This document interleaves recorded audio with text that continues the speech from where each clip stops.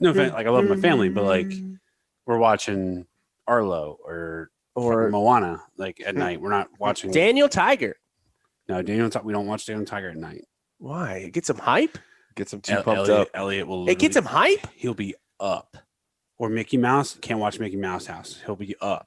Like just nonstop. Granted, he was up till fucking 11 o'clock last night.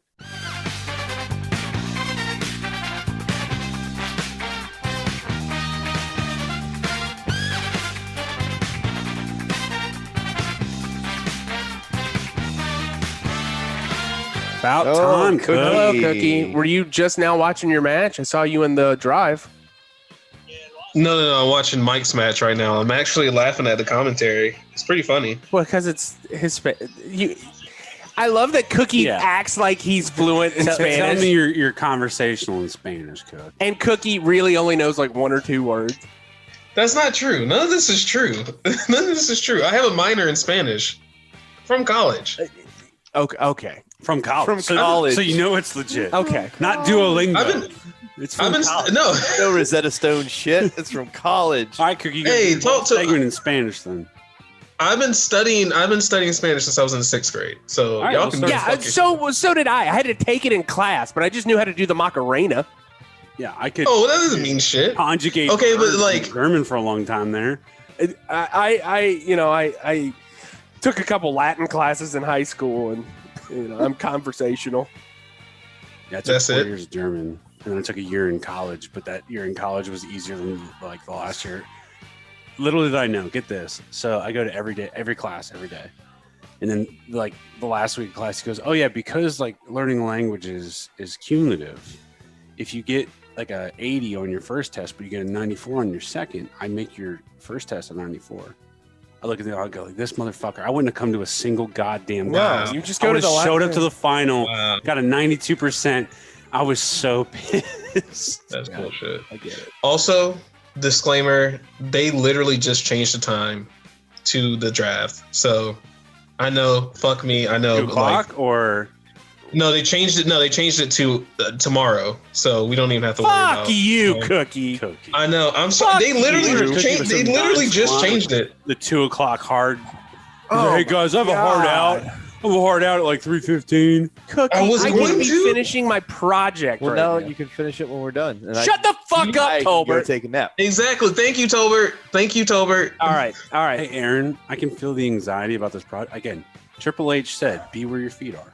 You are in the podcast. We are in this podcast world. There is no project. I guess welcome to $2 Steak. I mean, like, we're just going to leave that all in. Welcome to $2 Steak. Welcome to $2 Steak. Yes, Cookie. A pro anxiety podcast.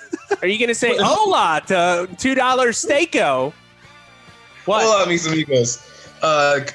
No. Real quick, Diane wants me to ask you guys a question. Settle a debate between us two. She asks whether or not Chris Jericho is an actor/musician. I say no. She says yes. Do you guys think that he's an actor? He's a wrestler who has a hobby in music. Okay, so he's not an actor, right? Regularly put on Fozzy. Well, here's how I would weight it. I would say he's a wrestler and a musician only if Fozzy would have got a contract without. Yeah. Knowing that Jericho is Chris Jericho. Right. One of the most prominent professional wrestlers of all time. If it's Chris Johnson and they don't know who he is, does Fozzy get a Chris Irvine? No, I don't think they do. That music is not that great. So, but you could still be a musician, but he's not a professional musician if he's not Chris Jericho. No, so his profession is wrestling. Correct. His side hustle is music. I wouldn't even call it a hustle. He probably loses money on that shit. That's true. That's true. So, Cookie, was that worth interrupting my introduction for the podcast? Yes, it did. That will suffice. Now you can commence with your introduction. Yeah, who wins the argument, Cookie? I win because she thought he was an actor. She considered him an actor because he wrestled. Ooh, no. No. Oh, yeah. Actors can wrestle. That's what I said. I said, acting is not wrestling. Those are two different things. But yeah, I mean, like, there's aspects of it, but it's not acting. You can tell Dax Harwood that he's not going to beat the shit out of somebody. He's going to act this week. Wrestling is closer to legitimate sport than it is acting. Correct. Agreed with that. All right, welcome to $2 Steak, a pro wrestling podcast. I am your host, Aaron Varnum. Joining me today, as always, Cookie. Yes, sir. Hola, mis amigos. ¿Cómo estás? He is so full of crap. He is not. There's no way he could actually. There is no way. El Señor Galleta. That's Mr. Cookie. Okay, for my non-speakers. Don't just no canned. Yeah, I know Latin words canned. Well, hey, I can keep going, but I don't know. Yeah, do your whole segment in Spanish. Please do. I'm drinking right now. All right, Tolbert. Yes, I'm here. And Big Mike. Let's go. Blood and guts. Yeah, so this week has been a wild one. I've had a sinus infection for most of the week. Jasmine has had a permanent look of disgust on her face when I'm around her. You're just sucking snot. I'm just blowing snot out at all times, and it's like that yellow, It's thick stuff. It's very viscous. Where you gotta snot. go like 1, 2, 3. Yeah. So the entire week, she is not a snot person or a blood person. Like, she is less of a snot person than she's a blood person. She can handle. Gratifying when you get that big chunk out. See, I can do blood. I can do shit, piss, whatever. Spit for me. I had a patient, I am vomit. I had a patient we got him up walking and trying to clear his lungs a little bit. He's got pneumonia, and he's like, all right, and he's like starts hacking, and like you can hear it. It's like guttural from his throat. Yeah. And like he spits into this cup, and I'm like gagging in the back. I'm like, is it professional to throw up? Vomiting for me and pus. Pus is what gets me the most. See, vomit and pus don't bother. Oh, God, it's just because pus and vomit have a scent to it that I do not like. Oh, God. Like, the smell of it is disgusting. Obviously, I've never been in this situation, but like I deal with like piss and shit way more at work. Like if somebody peed on me, probably not as mad as if somebody's walked up and spit in my face. I can see that. Yeah. I tell everybody, like I'm a pretty laid back dude, no matter what it would say. But if somebody spits like on me or in my face, like I'm gonna fucking. It's going down. I'm gonna fucking kill you. Down. Like I don't know what I'm gonna do, but I'm gonna try to fucking like maim and like decapitate you. I'm gonna maim you. All right. Well, that's it. That's his trigger. So yeah, we'll lead into my match with that later, but yeah. So, anyways, we had a very snotty week. I went to the doctor on Monday. Did not have COVID. I had a COVID test and everything. Doctor said it is just a very bad sinus infection. This week, I've also been doing my final for school, which has been a little bit a lot to deal with. I know that feeling, brother. So it's been a stressful week for Aaron. And then we got to watch some UFC last night. The Judas Effect ended a match. Cookie. That was nuts. Watching that replay, it just got better and better each time. It was like, oh, fake right, back elbow, Andrade style. You know what I'm saying? Like, it was nasty. Yeah, I didn't put 2 and 2 together until Mike comes in. He's like, so he ended a match with the Judas Effect? I'm like, holy shit, he actually ended a match with the Judas Effect. Absolutely. If Jericho doesn't bring that up, he's missing something. Well,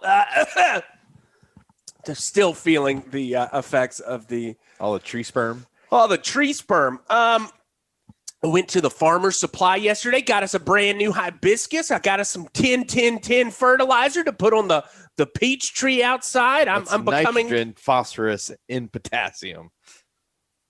We just call it 10-10-10. We don't want to know the chemistry makeup of this. I had a patient swear to 10-10-10 for tomatoes too. Howard Varnum. I implanted in my head. I thought that was the only version of. That's what they used to use for tobacco, apparently. That's probably why Dad uses 10-10-10.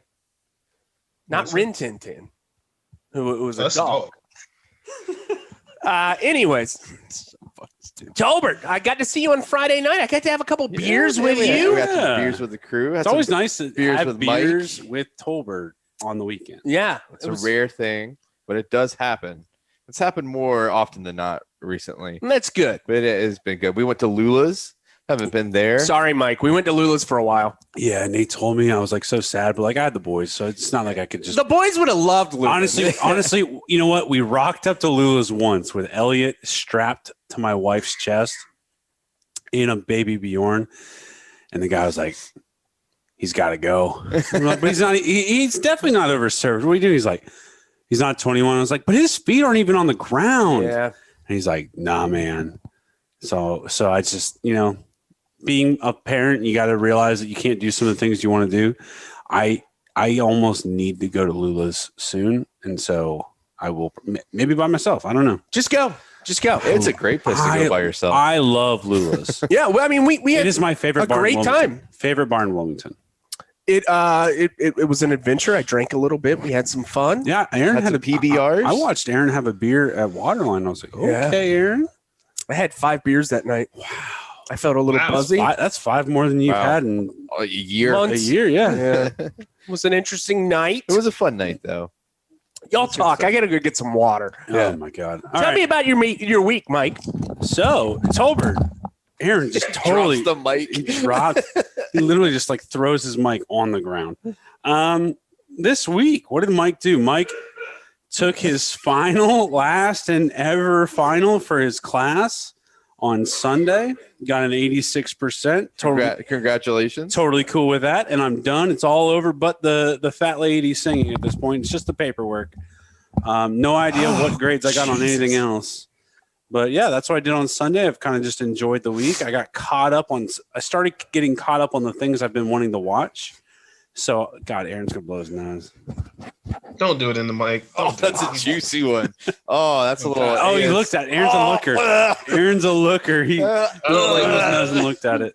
Little ASMR for you folks at home. Oh my God. Yeah, so this week, finally got to watch. That's disgusting. That is absolutely disgusting. Fuck you, Aaron. I finally got to watch Kong vs. Godzilla. Oh, yeah. You got to watch Mortal Kombat. And I got to watch Mortal Kombat yesterday. Tell me, what were your thoughts on Kong vs. Godzilla? Cookie, have you seen it yet? Not Kong versus Godzilla, Kong but Mortal vs. Kombat. Godzilla. It was, for what it is, it was a good movie. I think. I've not seen Skull Island. So Skull Island's the best one. Yeah, so I didn't see any of the lead up. So it moves very quickly with the assumption that you know what has happened previously. It's two large monsters fighting. And this is the thing. So yeah, it moves along with the assumption in the story that you know what happened in Skull Island. You know what happened maybe in a recent Godzilla movie. There's 2 Godzilla. And so you're kind of just like, okay, you're making a lot of assumptions, but it gets to the point where you're like, okay, I just want to watch a fucking giant dinosaur fight a giant fucking gorilla. Yeah. And do the battle scene on the ocean. Yeah. Spectacular. Yeah. The battle scene in Tokyo. Hong Kong, either way. And then you throw in that like Mecha Godzilla, like the fucking robot Godzilla. Spoilers. I'm pretty sure everybody's seen it by now if they're going to watch it. Okay. Yeah, because it's off of HBO Max. Like yesterday was the last day. Oh, was it? Yeah. Oh, thank God I got it. Which thank God. Side note, I log into HBO Max. It's like, are you Aaron, Terrence, or somebody else? Blaine, my cousin. And I'm like, I'm Aaron. I mean, it's like all I watch is John Oliver and whatever. But no, it was like you said, it's a wrestling match. Yeah, they booked it like a professional wrestling match. There was a heel turn, then there was a face. There was a double turn at one point. Well, the part where like Kong is dying and Godzilla goes to fight Mecha Godzilla. And he's losing, and then they save Kong. Like, dude, yeah, Kong got color at one point. He got a lot of color. Yeah, bladed hard way. Yeah, it was wild. Can you blade a hard way? Well, no, you can't really blade hard way, but he definitely got it hard way. So you also saw Mortal Kombat. I did. Cookie, what do you want to? I was just gonna say maybe if you use a dull blade, maybe that's the hard way. I don't know if that's. Anyways, we're talking about Mortal Kombat now. Cookie, go ahead. Stand by. Mike.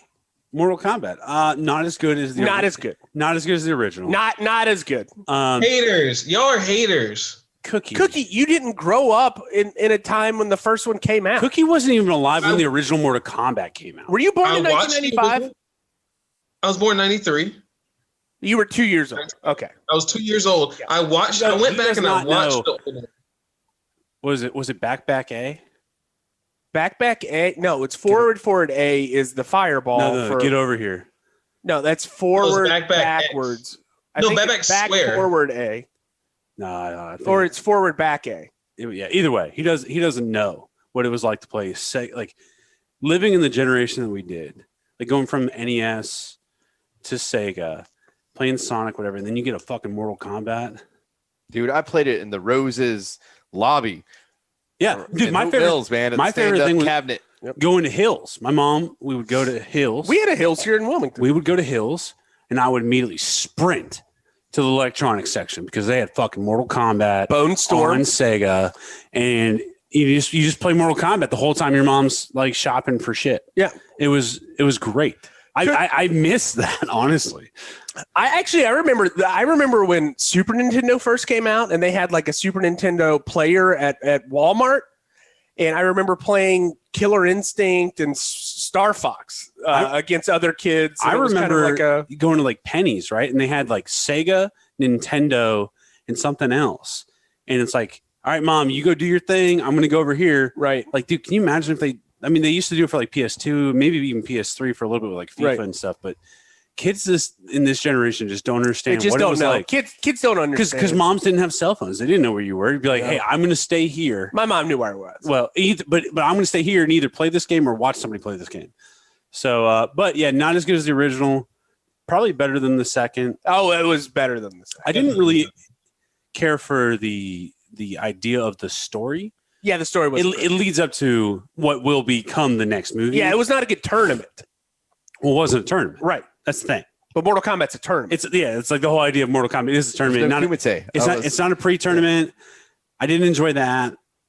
You're just kind of like breaking the whole rules of the idea of Mortal Kombat. But seeing how Sonya Blade, got her mark and all that sort of stuff was kind of hot. Pretty interesting. All in all, I would watch it again. Okay. So yeah. Cookie, your week? My week was okay. I got the vaccine. Got the first dose of the vaccine on Wednesday, and that shit hurt like a bitch, man. I'm not gonna lie to you. What the shot? No, not the shot itself. I guess it was the side effects afterwards. The soreness. I can't wait till you get the second one because that one's even worse. I know. That one's really gonna suck. I'm probably gonna be out for like a day or two. I heard horror stories about it, honestly. Which one did you get? Because my second shot did not bother me that much. I got Pfizer. Yeah, my Pfizer was like a 4-hour hangover, which he's used to. That's it? Yeah, like a mild. It was I drank too much on a Thursday night. I go to work on Friday, mild hangover. Oh, okay. I feel like I got some of those like effects that people get with the second shot in the first shot. Which I don't know. Your microchip must have been a little bigger than everybody else's. Anything else this week, Cookie? No, man, that was my bubble pop. I guess was getting the vaccine. That's not the first vaccine you've ever gotten, Cook. His parents are anti-vaxxers. Are your parents anti-vaxxers? No, they are vaxxers. They are not anti-vaxxers. Now he's like backtracking now. He's back. I got rubella. I got all of those vaccines. You got rubella? I got the vaccine. I got the vaccine. You got to get the dip tat. I thought it was a T-dep. The T-dep. It's T-dep, yeah. Well, that was a line for me. Shut up, Aaron. Film. You got to get a dip tat. So we had a week. Tolbert, you didn't tell me what else you did this week. I planted some tomatoes, and you going ground, raised bed. Man, you going pot? I'm going with garden bags. Garden bags, like bags. That's what the pot growers use. What? Yeah, they grow shit in bags. Yeah, it's like a container, but it's just a soft fabric bag. Nice. I like it. It promotes good root growth. Our tomatoes in 2 of our 3 pepper plants are taken off. We got one little sad pepper plant. He just doesn't want to budge. And this was $2 Rake, a gardening podcast. Well, that's it, buddy. I don't know, man. I watched some wrestling. Yeah, and I worked. So this week we get to watch Blood and Guts, which we'll have a full breakdown next week. We're all excited about it. Excited. I'm so excited. I can't wait to see. That might have been dog shit. What? Wait, what? Okay, whatever, Cookie. Wow, Cook. I'm just kidding, man. I want to see a good match. That's what I want to see at the end of the day. You're going to see a good match. You're going to see a good match. Oh, yeah. What were you saying, Mike? That was probably the best promo, like especially combination of promos I've it was great seen live. It was, oh my God. It was phenomenal. Everything together kind of worked, and then you could see that there's a lot of heat between these two teams, and like all that good stuff. To get us prepared, last week we made the announcement that we were very sad. Terry Funk had gotten COVID. We had a very fun all women's match rundown. This week I said I want to have a palate cleanser. So we're going back to the barrel. This is Terry Funk Week 6.0 or whatever, however many Terry Funk weeks we need. We hadn't had a Terry Funk match in a long time. You can never have too much Terry Funk. No, and you know what, man? Like, every match that I find of him is entertaining. You know, like things are just different in the Terry Funk realm. Terry Funk's like that. Your local diner. You always yeah. It's always the going to Chris's. be there for you. It's Chris's restaurant. It's you know, consistent. You know what you're going to get. You're going to like it. Everybody Someone knows might your even name. Throw a chair. Yeah, somebody's going to throw a chair. Somebody's going to make an awesome promo. Somebody's going to bleed. It's going to be fun. So another Terry Funk week. Let's talk about some wrestling.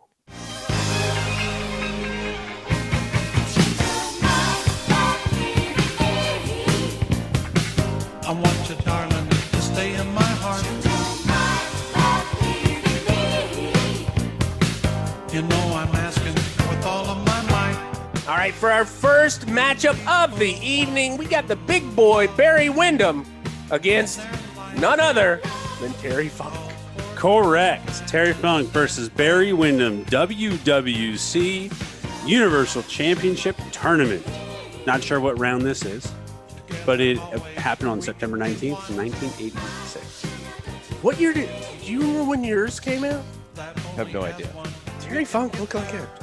Terry Funk looked great. Barry Windham, not as big as Barry Windham would get in terms of svelte. Right. But looks, very young. Barry Windham. Looks good. Long blonde hair. Barry did not always have long. He started losing it. Okay. And that's what I thought. So yeah, that's how I knew. He started losing it. That's how I knew this was a young Barry Windham, kind of like a stunning Steve Austin. Correct. Yes.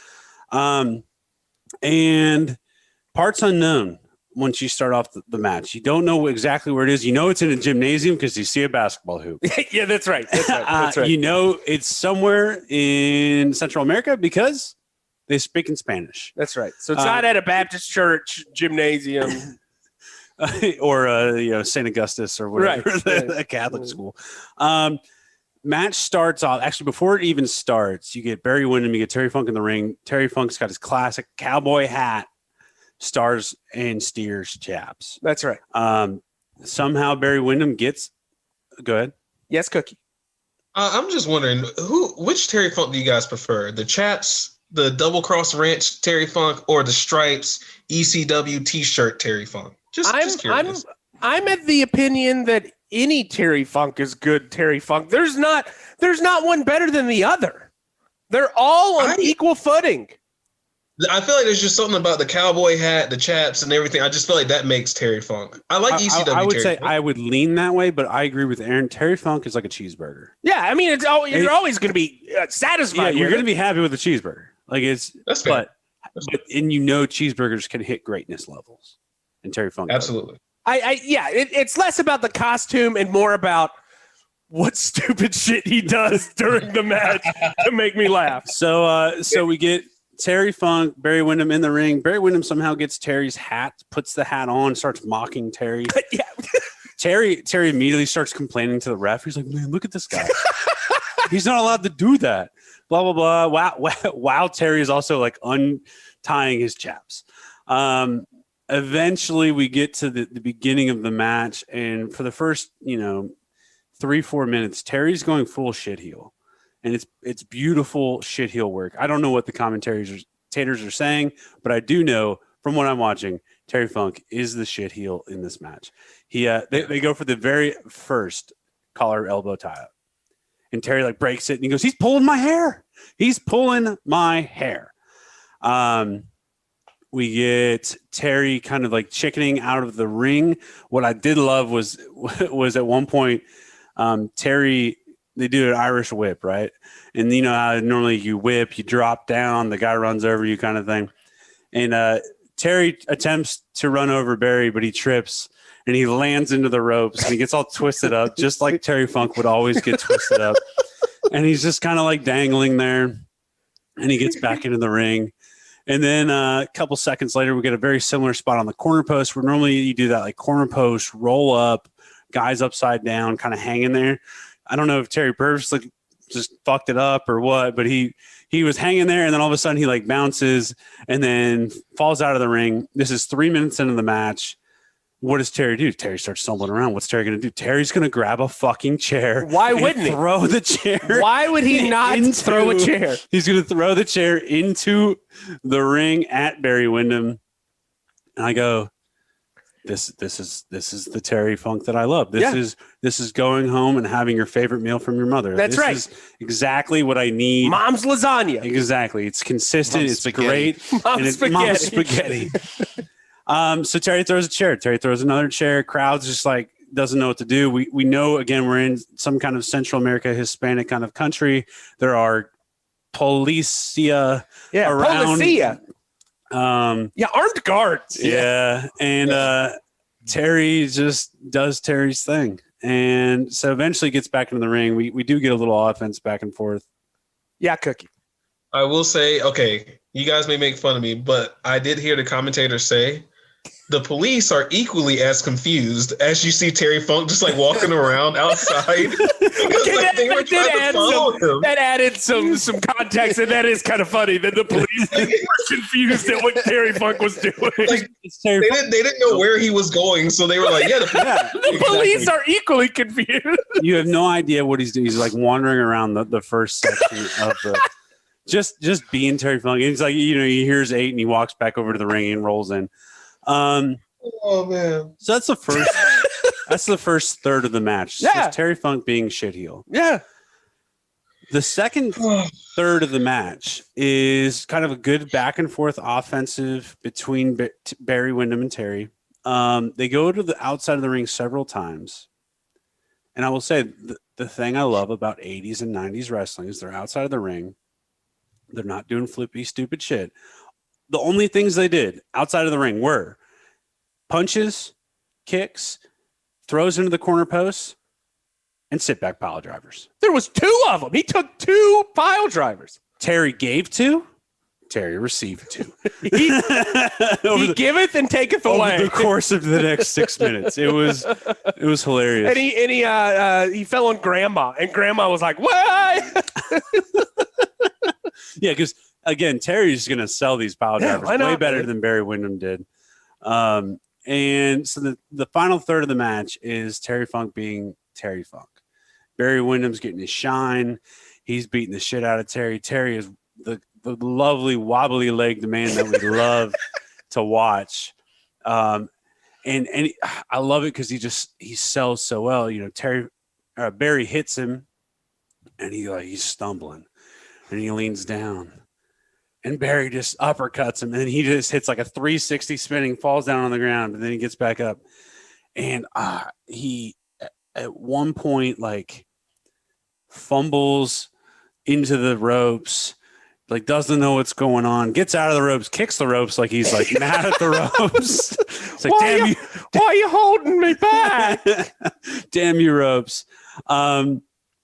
During this final third, I will say, so like throwback to the spitting incident, I think it actually started the Barry Windham shine was Terry Funk spat in Barry's face. and I don't know if he actually did or not, but like Terry sells the head back and forward, Barry sells the head back. Oh my God, this guy just spit in my face. The crowd's kind of eating it up, kind of like Barry did that spit. And then we get to the finish, and it's my favorite part was the head to the turnbuckle spot. Head to the turnbuckle. Yes. Barry Windham. Every corner. He went to every corner of the ring, hitting Terry Funk's head against the turnbuckle. And then the greatest sell of all time, he probably did it 30 times, right? Hitting his head against the turnbuckle.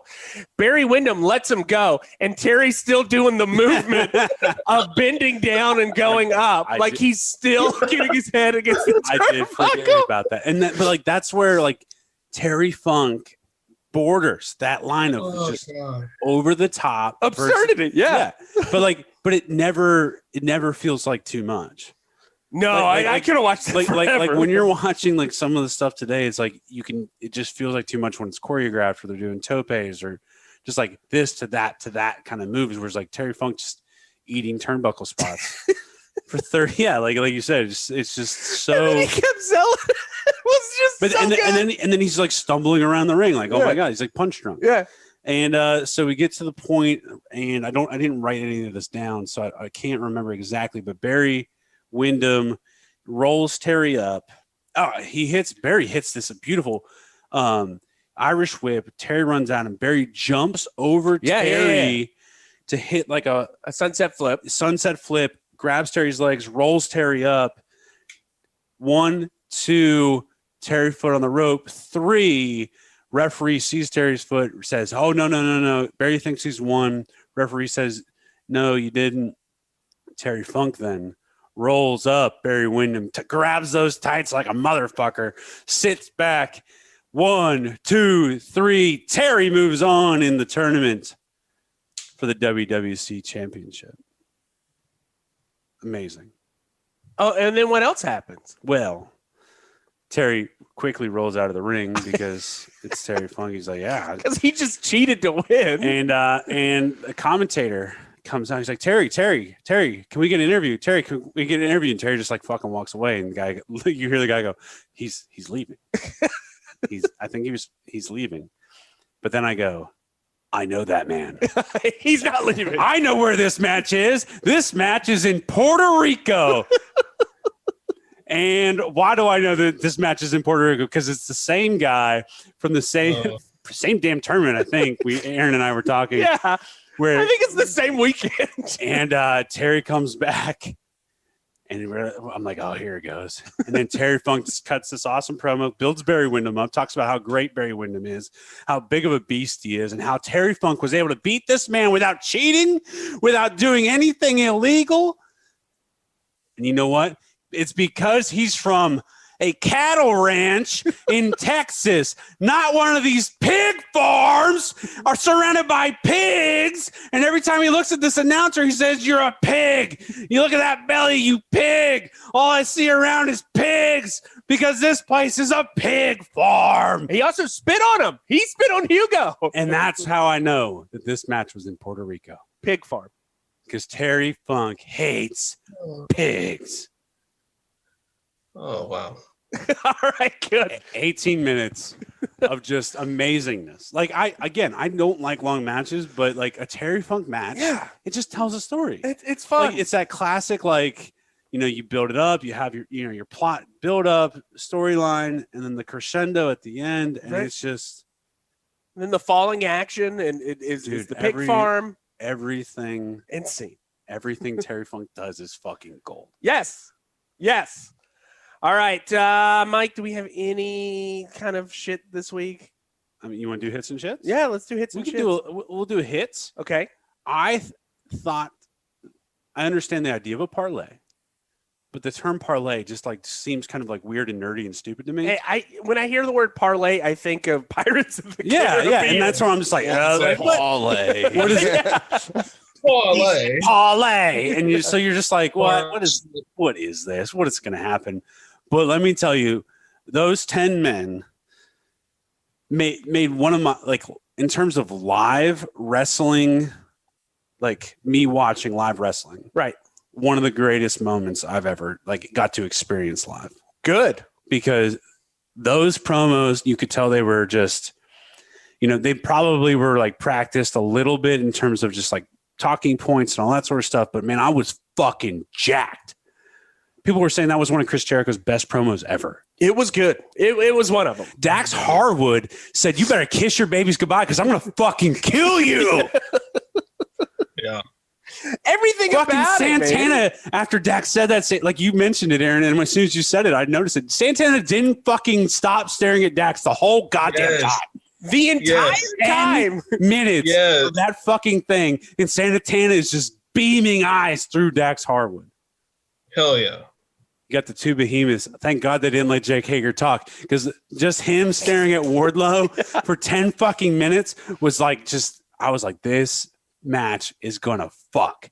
I cannot wait. It's gonna have sex and I cannot wait. For the kids to bed early. Folks. I cannot This wait Wednesday night's gonna get to see how they do it at Blood and Guts. This might be the greatest thing I've ever seen in wrestling, and I'm so excited that it's going to happen on a fucking Wednesday night on TNT. I think they're actually allowing fans down to the ring for this match. Like somewhere I saw that they're you know how they always surround the ring with wrestlers now? I think they're actually going to bring fans down. I'm making popcorn. This match. You're not going to eat with us? We're doing a party at my house Okay, for cool. fucking I'm Blood and Guts. Yeah, we're eating tacos. All right. Oh, Cookie just made a sad face.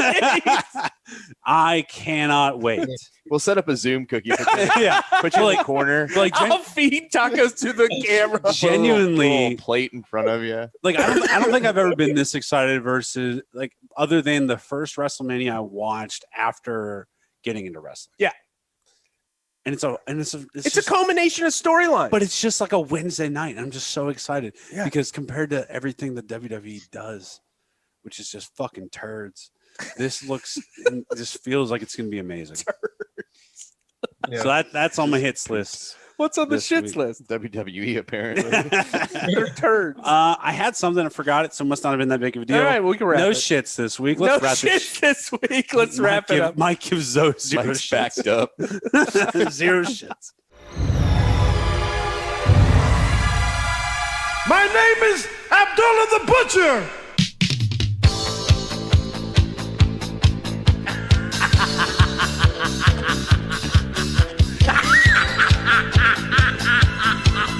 All right, for the strong style, Cookie, you've got Tarzan Goto, Tomoaki Honma. Milwaukee. We're going to say Honma and Goto against Terry Funk and Abdullah the Butcher.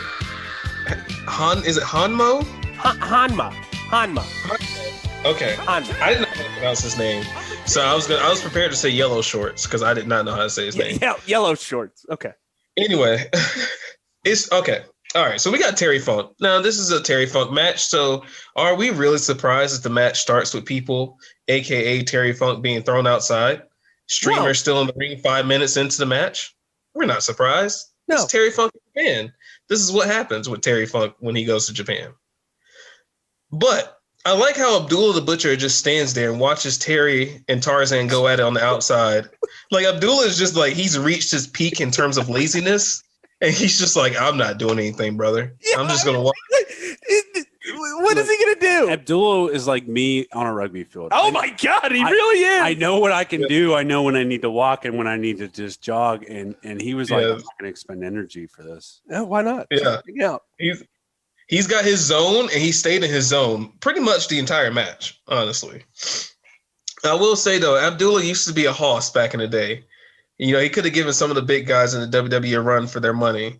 But then again, could you imagine like an Abdullah versus Stone Cold match? I don't think it would ever happen. No. Never. No, it would be a horrible match. He's a very round human being. Very hard to manipulate. Rotund. Probably kind of squishy, too. Yeah, he does look kind of squishy. And I didn't like how his pants... I forgot. I was watching the match last night, and Jasmine said, Aaron, never let my titties get like that. Because Abdullah's titties are like so pancaking into the side. I forgot she said that. You gotta work that chest.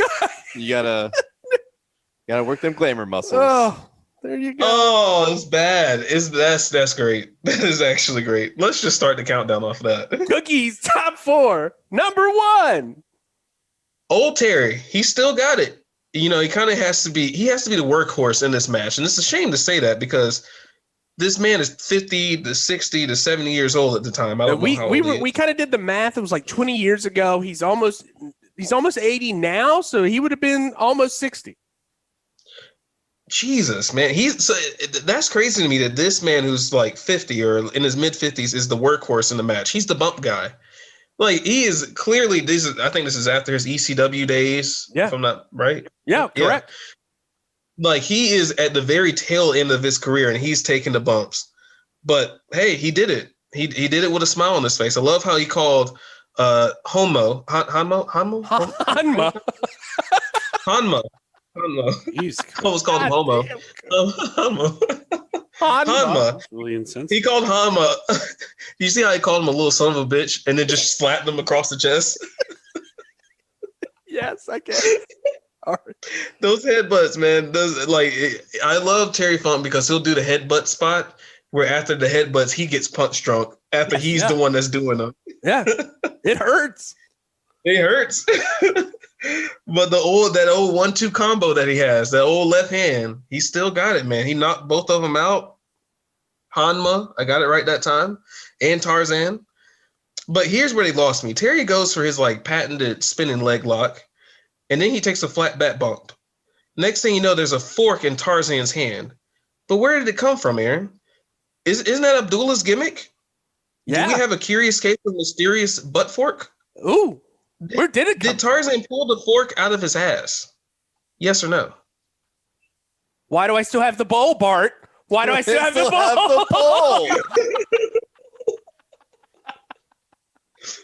I was really confused. I really was. I was like, where the fuck did this fork come from? I just know that he got stabbed in the head. Terry started bleeding. He started bleeding immediately. Like 5 minutes into the match, Terry's busted open.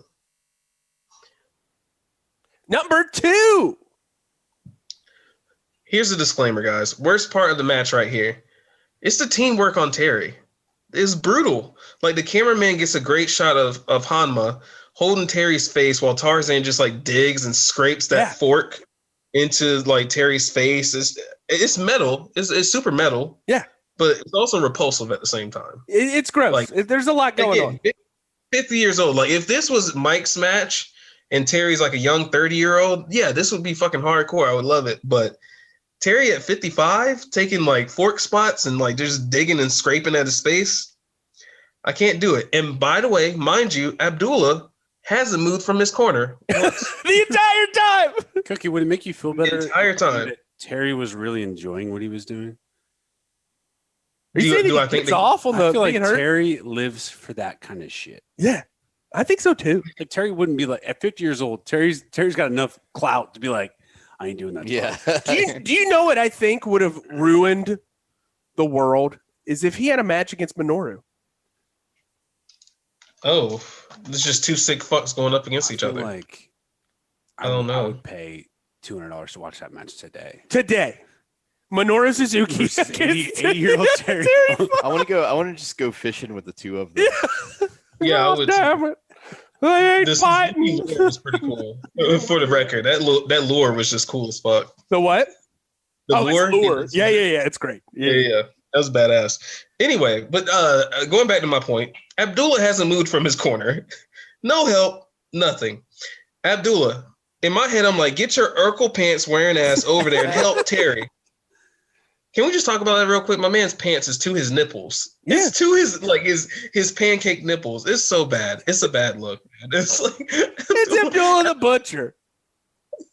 Abdullah needs to be worrying about his doesn't he have a food truck business at the time? He needs to be worrying about that. He had a chicken and waffle business or barbecue business. Okay, barbecue. My bad. Barbecue business. His priorities clearly are not in the right place. Number 3. But here's a but. When Abdullah does get into this match, he is guaranteed to ignore the rules of the match. Yeah. He's gonna stare right at you. He's gonna take that fork and he's just gonna start stabbing people. I mean, Tarzan's arm, dear God, like it was a lot. You could tell the plan was like, keep stabbing me until you see color. But what do you do when you don't get color? Abdullah goes, well, I gotta keep stabbing you, brother. Eventually they'll get there, several puncture wounds later. But how do you stop Abdullah from stabbing you? Hairspray to the face. Of course.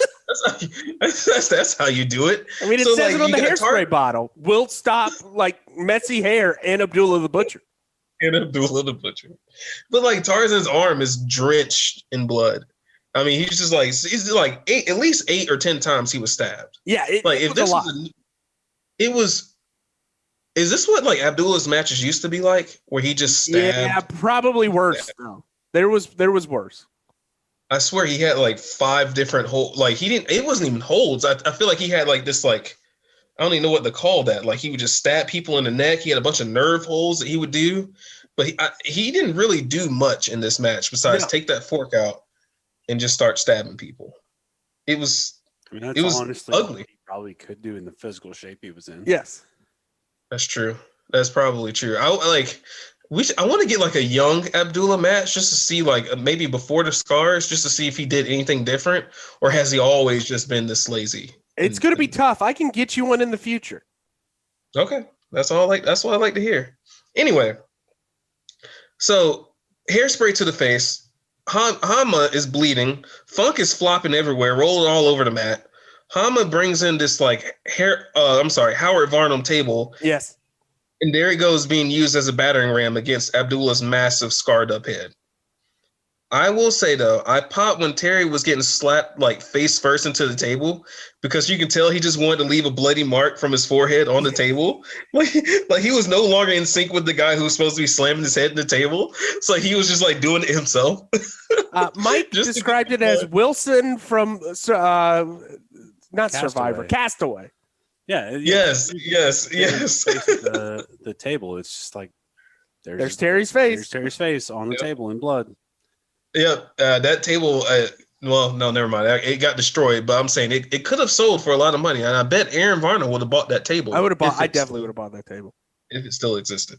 That would be amazing. Now, having this shrine of wrestling. Yes. Aaron, how much would you buy for that table? I don't want to say because Jasmine will talk shit to me. I bet Aaron would pay $350 for that table. At least. What's I think, Aaron, would you max out at like about 500, or would you go past that? No more than 500. Okay, no more than 500. I can't afford much more than that. I don't even know what you would do with it. Would you just put it in the living room somewhere? Like, what? Hang on the wall. Oh my God, you hang that shit on the wall. I mean, like, it would be like right beside the WCW sign. Oh, dude. You can go above the WWC, like with a horizontal placement. That's gross. Yeah, I would though. All right, we're gonna fast forward to my honorable mentions. Abdullah the Butcher. It's more of a question for this first one. Abdullah the Butcher versus New Jack. Who wins, guys? New Jack. Because they're just gonna stab each other. So who the fuck's gonna win? I mean, like, I think New Jack's got more stamina. New Jack's gonna use a legit weapon, not a fork. Yeah, he's gonna use a pizza cutter. Yeah. Pizza cutter. Okay. All right. I thought it was gonna be. I mean, I just feel like two psychopaths going at it. That match could have been billed as something. I don't know if it actually. No, it would have been great. Yeah, but like one's booked as a psychopath, the other one's legit insane. That's true. This is like real versus fiction. So New Jack doesn't have a barbecue restaurant. I don't think I would eat at New Jack's restaurant. I don't think so either. Oh man, it'd be cocaine and everything. Yeah, and pencil shape. It's a really bad TripAdvisor review. All of them. Can you imagine like the 1-star Google review where like New Jack's replying to it? It's like, bitch, I'll kill you. I just went in for some chicken and he threw me off the second-story balcony. You deserved it. Your white ass mouth. I could just imagine Mike being like, I'm gonna take this steak back. Give it back to the chef. Well, I don't send shit back, cook. I eat that shit. Oh, do you? Okay. He doesn't like spit, remember? What if it had pencil shavings in it? Are you gonna send it back, or you gonna eat that bitch? Brush them off. I mean, it depends how hungry I am. I legit, I just honestly, I've ordered shit from restaurants, I've gotten something completely different. I'm like, fuck it, I don't care. I'm hungry. Yeah, that happens to me all the time. All the time. All right. Whew, okay. Next honorable mention: Terry taking the corner of a table to the dome like a champion. Like, I mean, they took that Howard Varnum table and just smacked Terry in the side of the head with it. Honma was swinging that table like a freaking maniac. Oh, damn it. And that's not even a bump. What? Jesus Honma. Christ! What did I say? Honma! Didn't I say Honma? What did I say? Honma? You said Homo again. Oh, I meant Honma. I'm sorry. I'm sorry. I apologize. Honma. Cookie's gonna get famous Honma. in like 30 years. Somebody's gonna splice this together. Him. He's gonna get canceled. I hope. Can we put a disclaimer on the leading sports psychologist, Cookie, canceled. I meant to say Honma. It's because it's the O's, man. The O's keep throwing me off. There's one O in that word. There's an A at the end. I have it written down as HOANMO. HOANMO. No. Am I right or am I wrong? Did I write it down wrong? Honma. Honma. Oh. Well, fuck, my bad.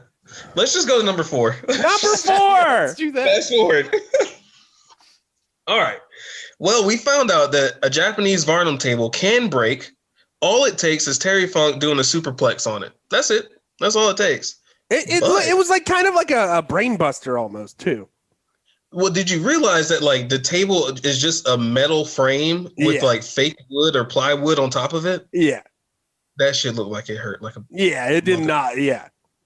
That I can see why that those things don't break. It's because there's just metal frame underneath that fake wood or whatever painful. It is.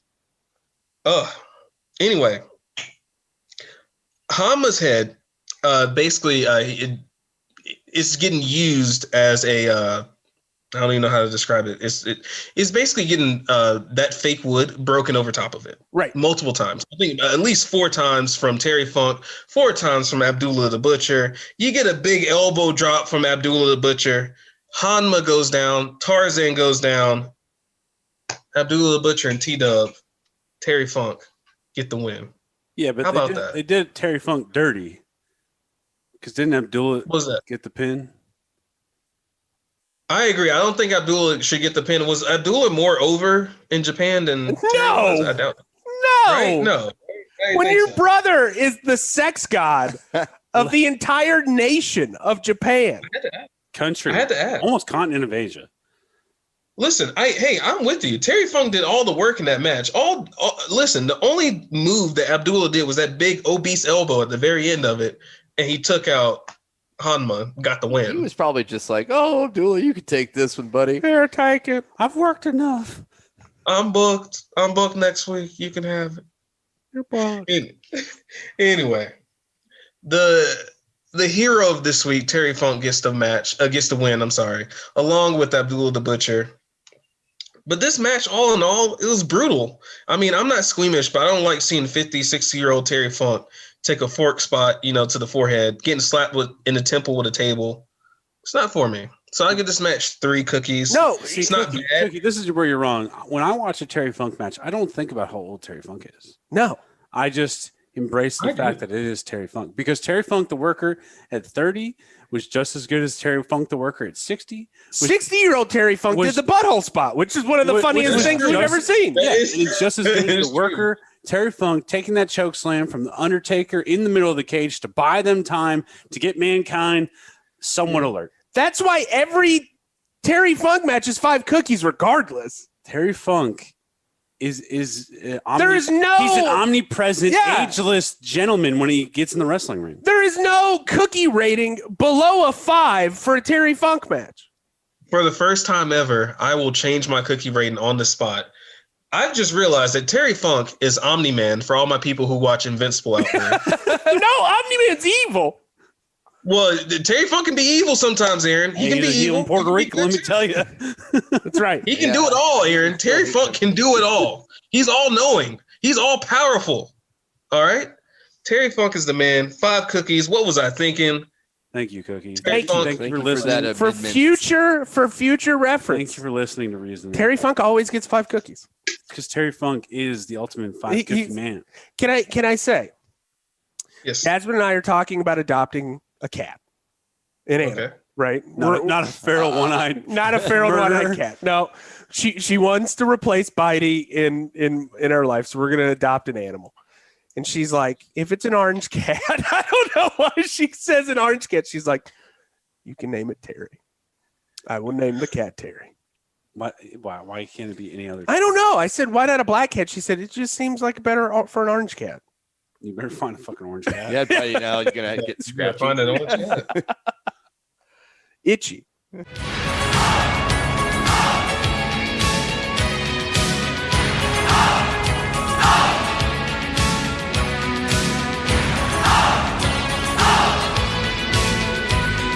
All right, for these. For the high spot. Oh, man. too much CBD today. I haven't had any CBD. I need CBD right now. So, again, the anxiety is like It's dense. real. Like you can't walk around this house without. I showed up feeling early, anxious. and he was just in a dark cave of Video grad editing. school depression and anxiety. I've been there, brother. I wouldn't say depression, just high anxiety. I spent 5 years in that kind of shit. I did get to preview his project though. It's so terrible. He's going places. I'm going places. I'm going to get hired. For the high spot, you've got Terry Funk against Terry Bollea. It's the battle of the Terry. of the Terrys. But One's more racist than the other. one doesn't sell shit. The other sells everything. That's right. That's right. Which Terry do you prefer? Is the question. Which one do you think? The funk. We love the funk. You gotta have the funk. We want the funk. This week. We want the funk. And you mentioning that butthole spot against Terry Funk versus Dusty. Odorous. No, Dusty Rhodes. Dusty. Oh, it was Dusty Rhodes in a fucking gymnasium in the early That's 2000s. right, yeah. Conway, South It was amazing. Carolina. Well, that being said, just makes me realize how many Terry Funk matches we've actually covered. They don't. We stop never even coming. covered that one. We just watched that That one was out of just- our own Yeah, fun. just for fun. We're gonna have to do that one day. Oh, I know. I'm trying to figure out how to get it off the DVD to give it to you because it's such a it's right a here. butthole It's spot. such a one of the funniest things I've ever seen in my entire life. It's from 2005. Think about that. Though. 2005. Terry Funk, Dusty Rhodes. doing butthole spots. Doing butthole doing finger in the ass spots. And you got Jim Cornette over here just flipping out about a guy who wrestles with his hands in his pockets. Like he's just angry to be angry. Anyway, Tolbert, go on. So my match for the kids at home that do not know who the other Terry is. Yes, Cookie.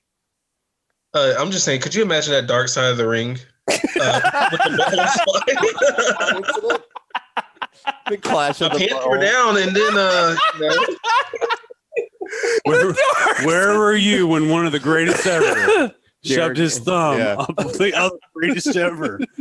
But in Conway, South Carolina. Jericho narrating it. In front of a basketball hoop. I And always 1,700 people. they interview Jim Cornette, and he's like, I always thought a butthole spot couldn't be done. And then I was wrong. Anyway, for the kids at home that do not know who the other Terry is in this match, it's Hulk Hogan, the Hulkster, man. And this is, I Ew. guess, from what I could tell, it's right before Hulkamania took off. Yeah, it's Before he has the yellow shirt, the iconic bandana. yeah. So it's right before that. peak. Yeah. So, he's got a different color scheme going, but every little kid in the crowd has Hulkster, action figures, everything, man. And it's also his original theme song. I guess it just goes Hulk, Hulk. It's like a chant. I don't know. I hate everything Hulk Hogan. Yeah. But the crowd is there to see them some Hulkster, Yes. which sets a perfect stage for the artiste Terry Funk. It's a perfect canvas for him to. I didn't even think about it like that. You know He's what I'm saying? yeah, you Terry, have an a arena foil. packed full of rednecks there to see the Hulk. Everyone's chanting Hulk.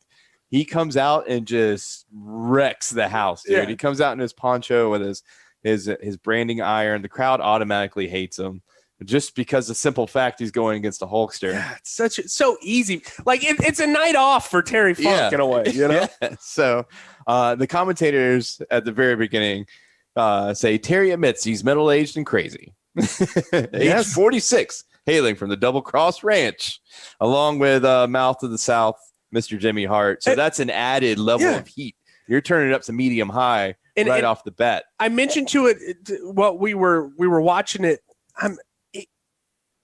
Jimmy Hart is low key one of the MVPs of this podcast. He's Every week it seems like so we many have matches. we have something with him in it. Yeah. So pumped right off the bat. I don't even think Terry even makes it in the ring. Well, because the Hulkster pisses him off, we're going to have a throwback to Mike's match. The Hulkster takes his hat while he's trying to take off his poncho and his chaps, takes his hat. But not only does he just prance around with it, the Hulkster elbow drops the man's hat. No. This infuriates Terry Funk. I mean, he's livid. So what does he do? He throws a chair right to the middle of the ring before the bell even rings. Yeah, exactly. And this is why I love Terry Funk, because you know you're going to get a chair spot, and it's going to be early. It's early. Oh, yeah. So sets the pace. Right off the bat, he gets in the ring. He's flopping all over the place. Hulkster's giving him his punches and his elbows, standing elbow and chops, and Terry's selling like a son of a bitch. He's flopping over the ring.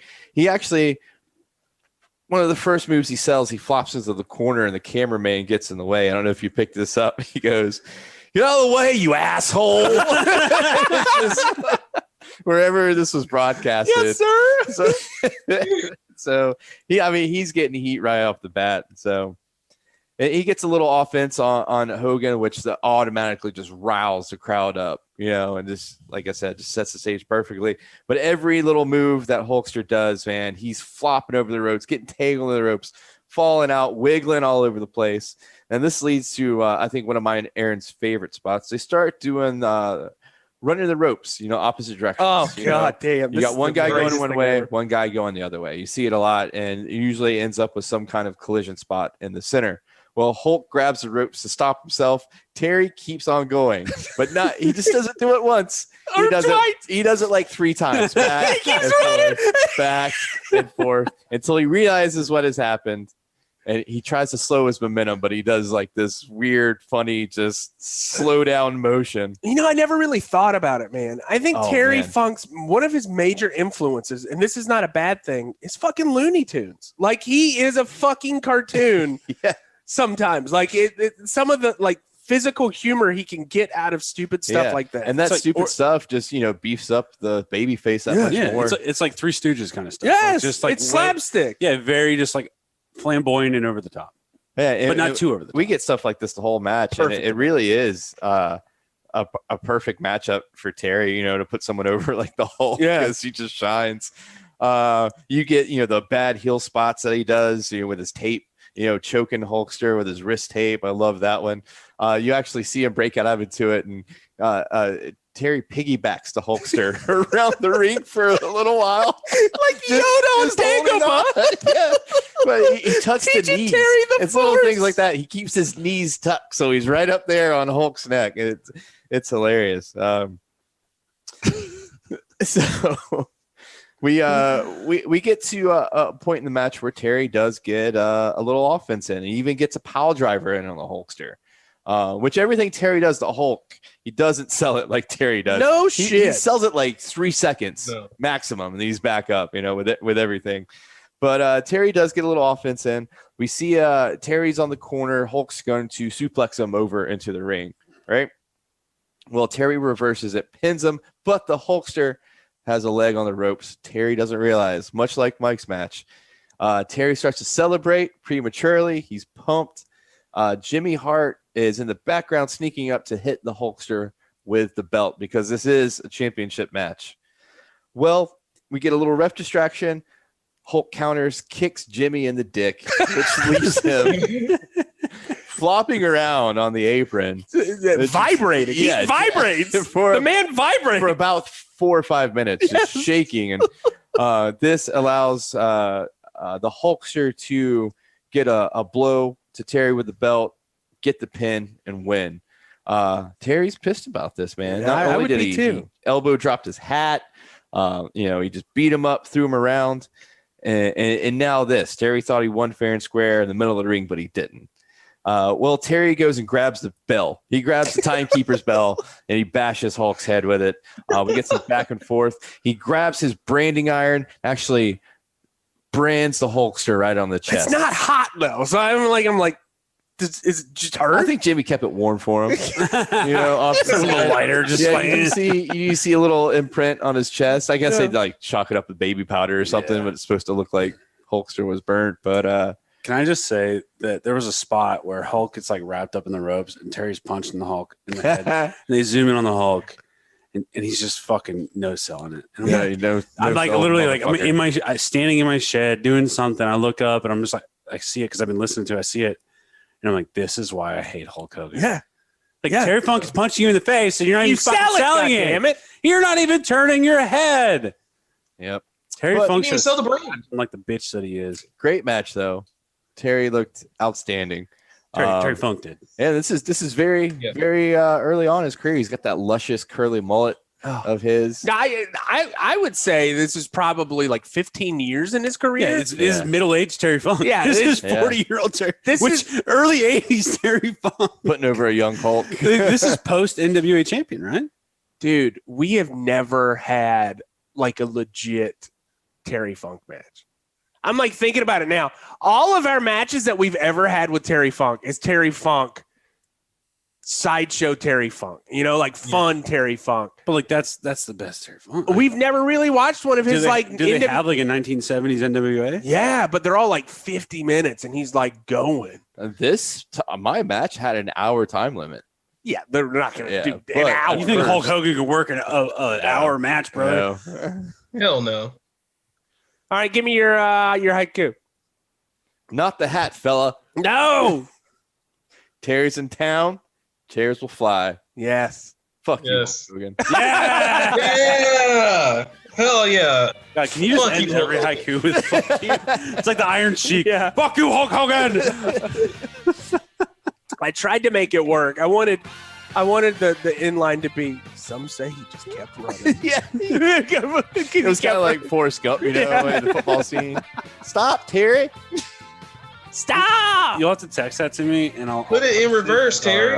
As our like a HighKu on our Twitter, and I'll add the Iron Sheik. Okay. Yeah. All right.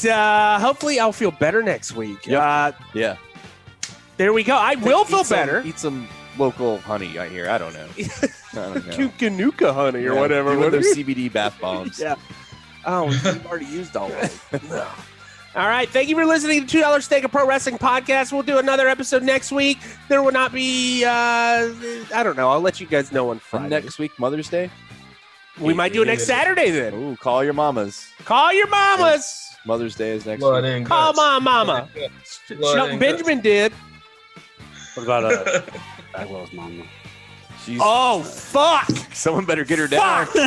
Yeah, somebody Somebody get it down. She's still up there. She's Somebody's still gotta- there.